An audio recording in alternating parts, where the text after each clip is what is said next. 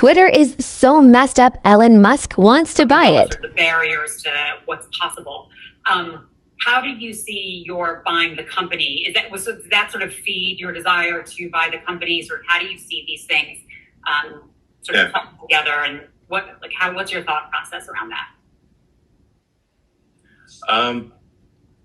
Well, there's definitely an ongoing challenge with Twitter with bot accounts and spam accounts. There's still quite a lot of crypto scams on Twitter. It's gotten better, but there's still a fair bit of that. There are also people where they're not necessarily bots, but they might be operating.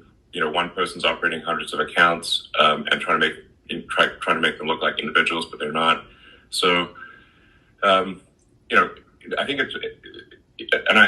lot of this I'm kind of reiterating stuff that I said publicly, but in fact on Twitter.